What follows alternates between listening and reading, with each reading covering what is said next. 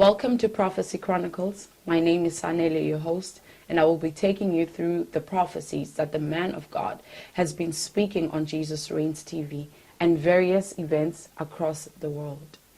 On the 26th of April 2020, God's servant Yamkela Joseph gave a prophetic word about the upcoming U.S. elections.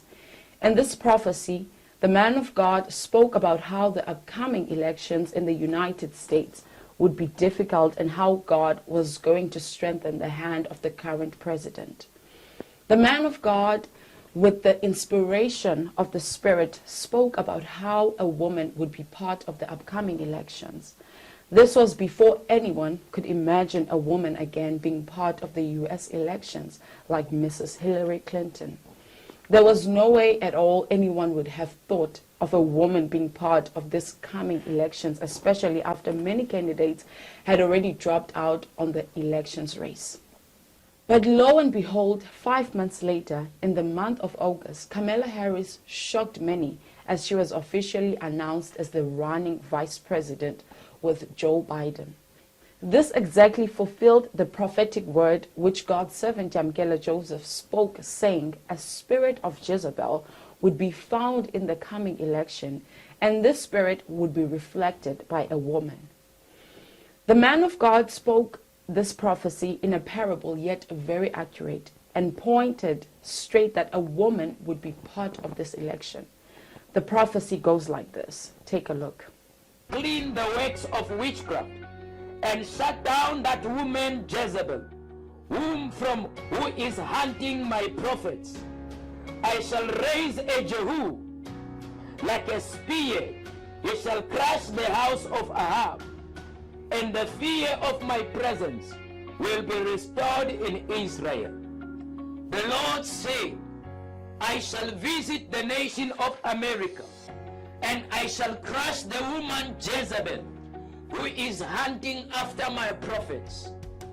And I will crush her, and I will destroy her, declares the Spirit of the Lord, that I am raising a Jehu who will crush the serpent, who will crush the seed of the woman that is trying to disturb the work of the Lord in the nation America. God said I will try to rig the coming election, but it shall not be on their favor, because the hand of the Lord shall be upon the President of America, Donald Trump. Though this might look like a simple candidate representation by the Democrats, but the man of God expressively said, this woman behind the elections shall be under the spirit of Jezebel, meaning she will be operating under a witchcraft spell. She herself might not be a bad person, but the spirit which inspired her selection in this presidential race had already been exposed as that of Jezebel in the Bible, who destroyed the prophets of God in Israel. Further proving in her speech, Kamala Harris made a big mistake. Instead of saying the Biden administration, she said the Harris administration, implying that she will be in charge. Though this might be up for dispute, but the man of God has promised to reveal the sinister plan behind the elections and what is the playbook and the table of Democrats. Take a look at this. You need to make sure you have a president in the White House who actually sees you, who understands your needs, who understands the dignity of your work, and who has your back. A Harris administration, together with Joe Biden as the President of the United States, the Biden-Harris administration will have provide access to $100 billion in low-interest loans and investments for minority business owners. We will provide $15,000. They slipped their tongues off and made it as if Harris is actually the one running of presidency. This is just the beginning of a long journey in U.S. politics, as the left Democrats have vowed not to accept the election's outcomes if Donald Trump wins. This was when Kamala Harris was officially announced as the Biden administration vice president. Take a look. Good morning, Anthony. On what is set to be the biggest day in the political life of Joe Biden. We'll get to that in a moment, but we begin with Senator Harris, who became just the third woman ever to accept the vice presidential nomination. And as she did, she remembered her mother. She probably could have never imagined that I would be standing before you now and speaking these words. I accept your nomination for Vice President of the United States of America. In an acceptance speech unlike any ever given before, California Senator Kamala Harris shared her family's history, recalling her parents' activism and what she called a stroller's eye view of the civil rights movement. She raised us to be proud, strong Black women, and she raised us to know and be proud of our Indian heritage. The senator, who has faced criticism from progressives for her past prosecutorial record, spoke frankly about the ongoing national reckoning on race and how minorities are disproportionately affected by the pandemic. There is no vaccine for racism. We've got to do the work. For George Floyd, for Breonna Taylor, for the lives of too many others to name. And she pinned the blame squarely on President Trump. Donald Trump's failure of leadership has cost lives and livelihoods. Donald Trump hasn't grown into the job because he can't.